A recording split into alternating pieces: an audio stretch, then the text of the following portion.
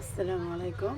আজকে আমার বাবুদের জন্মদিনের উপলক্ষে বেশ কয়েকটা মুরগি নিয়ে আসা হয়েছে। আমি মুরগিগুলো ভালো করে ধুয়ে নেব। এখানে মুরগি ধুয়ে রোস্ট রান্না করে নেব। এক এক করে মুরগিগুলো ধুবো।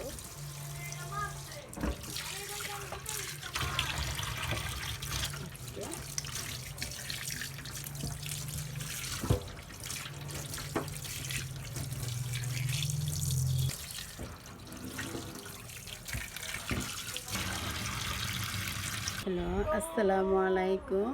আমি আরও একটি নতুন রেসিপি নিয়ে আসলাম। যেভাবে ব্রয়লার মুরগি যে প্রসেসে রান্না করলে সবাই খেতে পারে, আমি ওইভাবে আজকে আপনাদেরকে সুন্দরভাবে রান্না করে দেখিয়ে দেব। আমি এখানে 3টা মুরগি কেটে নিয়েছি এবং এখান থেকে কিছু রেখে তারপরে বাদ বাকিটা আমি রান্না করব। আমাদের সদস্য হিসেব করে সদস্য অনুযায়ী আমি এটাকে রান্না করে নেব।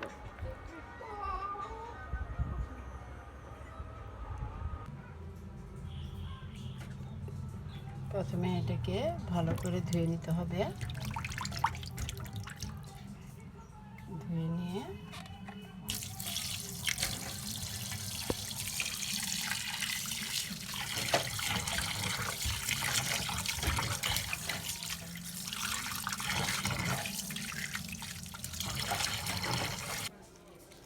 এটাতে 1 থেকে 2 টেবিল চামচ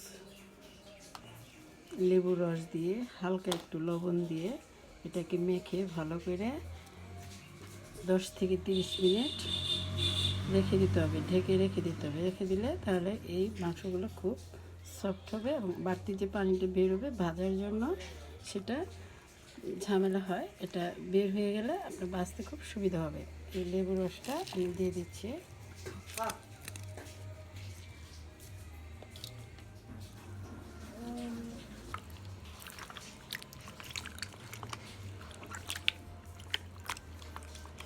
ভালো করে মাখানো শেষ। এখন আমি ঢেকে দিব 30 মিনিটের জন্য। যদি সময় না থাকে তো 10 মিনিটও করা যায়। আমি 30 মিনিট পরে মাংসগুলো এখন উঠিয়ে নিলাম। উঠিয়ে চালন দিয়ে ঝরিয়ে নিলাম, কারণ আমার এটাকে খুব সুন্দর করে আলতোভাবে ভেজে নিতে হবে। রোস্টের জন্য মাংসটা ভেজে নিচ্ছি। এ দেখেন এক পাশে মাংস হয়ে গেছে, আর একটু ভাজা হয়ে গেলে ওই পাশে এটাকে নামিয়ে দিয়ে আবার নতুন করে আবার দেওয়া হবে। একসাথে রানগুলো দিয়ে দিলাম। আরও কিছু রান আছে, রানগুলো পরে ভেজে নিলাম, কারণ কড়াইতে তালতালা হলে পরে রানগুলো ভাঙে না। রানগুলো যেহেতু বাচ্চারা খায়, ভাঙলে কষা দেখা যায়, বাচ্চারা নিতে চায় না।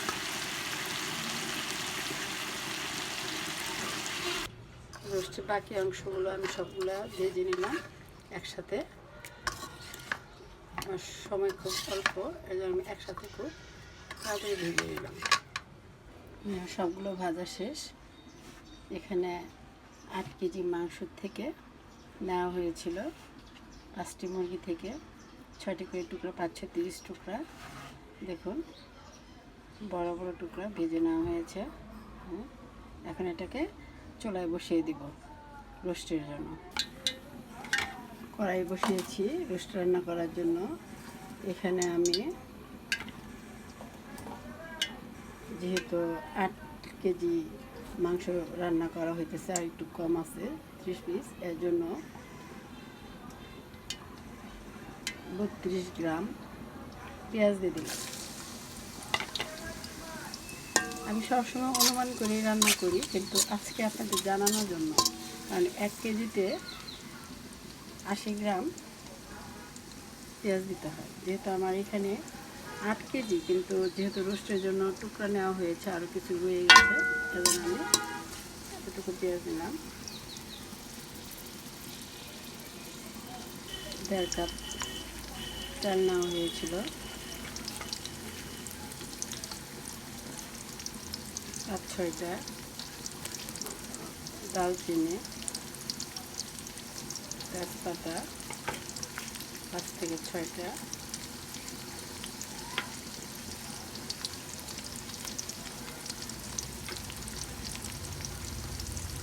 এখানে আমি পেঁয়াজ দিয়ে দিচ্ছি 3 টেবিল চামচ, রসুন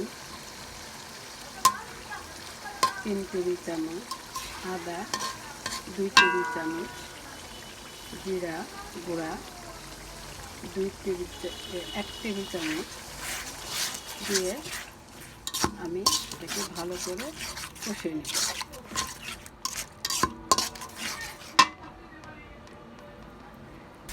এখানে 1 টেবিল চামচ শুকনো মরিচের গুঁড়া দিয়ে দিলাম। এটা আলাদা একটা কালার এবং খুব টেস্ট হয়। অনেকে এটা কাঁচামরিচ দিয়েই করে, শুকনো মরিচ দেয় না। এটা সুন্দর একটা কালারের জন্য শুকনো মরিচটা দিতে হয়।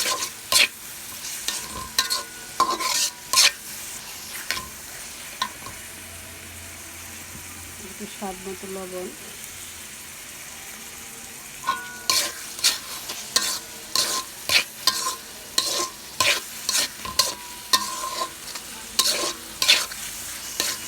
দেখতে পাচ্ছেন মশলাটা কষানো হচ্ছে। এখানে যেহেতু মরিচের গুঁড়াটা কম, কাঁচামরিচটা বেশি দিতে হয়, এই জন্য মরিচটা দেওয়ার জন্য কাঁচামরিচটা আমি অল্প করেই দিলাম। 10 থেকে 12টা আমি বাচ্চারাই খাবে।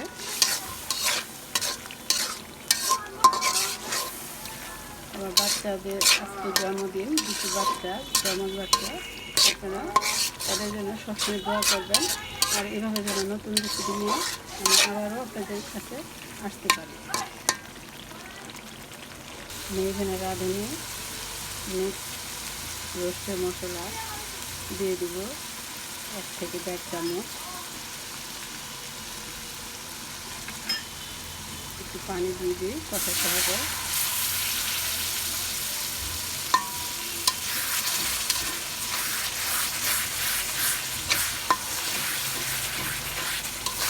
যেহেতু আমি অনেকগুলো মশলা দিয়েছি, এর জন্য রাঁধুনি মিক্স এতটা দিলাম না।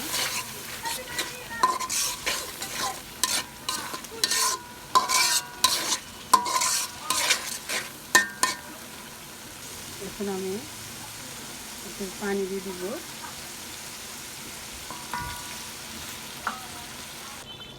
একটু করে সব দিয়ে দিলাম।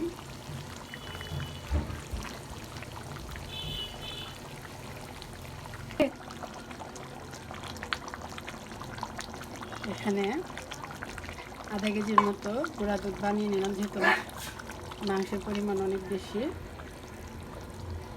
7-8 চা চামচ দিয়ে আধা কেজি পানির মতো দিয়ে একটু গুঁড়া দুধটা গুলিয়ে নিলাম। আমি আবার লিকুইড দুধটাও দিয়ে দিব। এখানে একটা পরিমাণ লিকুইড দুধ দিয়ে দিব।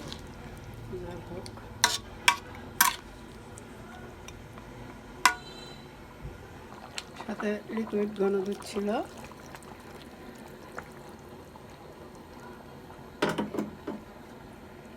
এক পাওয়ার মতো ঘন দুধ দিয়ে দেওয়া হলো।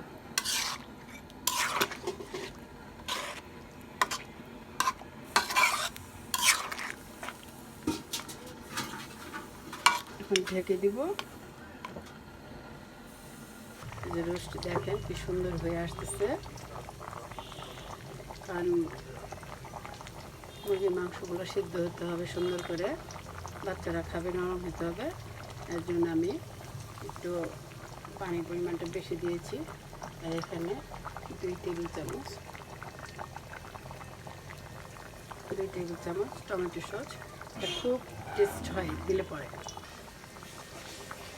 টমেটো সস দিয়ে মিশিয়ে দেওয়া হলো। এটা কিছুক্ষণ পরে সুন্দর করে রান্না করে নামিয়ে দেব। টমেটো সস দিয়ে মিশিয়ে দেওয়া হলো। এটা কিছুক্ষণ পরে সুন্দর করে রান্না করে নামিয়ে দেব।